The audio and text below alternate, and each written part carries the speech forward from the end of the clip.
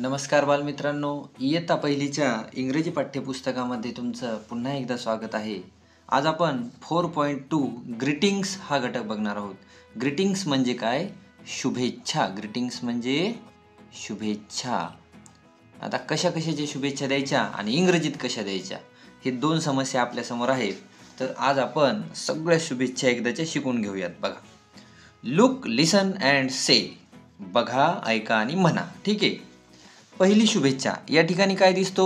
Cake. Cake म्हणजे काय? वाढदिवस म्हणजे बर्थडे. त्या दिवशी द्यायची आहे शुभेच्छा हॅपी बर्थडे. म्हणा हॅपी बर्थडे. दुसरी ग्रीटिंग आहे बघा, हॅपी न्यू इयर म्हणजे नवीन वर्षाची सुरुवात. त्या दिवशी म्हणायचंय हॅपी न्यू इयर. म्हणा हॅपी न्यू इयर. त्यानंतर पहा, जर कुणी प्रवासाला जात असेल तर त्याला शुभेच्छा कशा द्यायच्या? त्याला म्हणायचं हॅपी जर्नी. म्हणा हॅपी जर्नी. त्यानंतर बघा, या उजव्या बाजूला जर कुणी परीक्षेला किंवा कुठंतरी काहीतरी चांगल्या कामासाठी जात आहे तर त्याला काय म्हणायचं? All the best. म्हणा ऑल द बेस्ट. पुढे बघा, या ठिकाणी काय काय दिसायले? आकाश दिवा, फटाके. तर तो कोणता सण आहे? दिवाळी. मग काय द्यायची शुभेच्छा? हॅपी दिवाळी. म्हणा हॅपी दिवाळी. त्यानंतर या ठिकाणी बघा, दुसरा एक सण आहे. हा मुस्लिम धर्मातील सण आहे ज्याला ईद म्हणतात.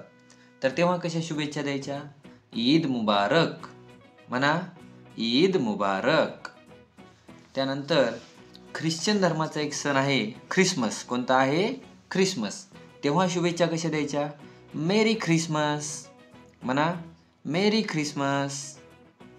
त्यानंतर जर आपल्याला कोणी काही दिलं, मदत केली, तर तेव्हा म्हणायचं थँक्यू. म्हणा थँक्यू. आणि जर तुम्ही एखादं पारितोषिक मिळवलं असेल तेव्हा पारितोषिक देताना आपण काय म्हणायचं? कॉंग्रॅच्युलेशन्स. म्हणा कॉंग्रॅच्युलेशन्स. परत म्हणा कॉंग्रॅच्युलेशन्स. आलं लक्षात? आणि सर्वात शेवटी आहे, जर राष्ट्रीय सण असतील आपले, काय म्हणायचं?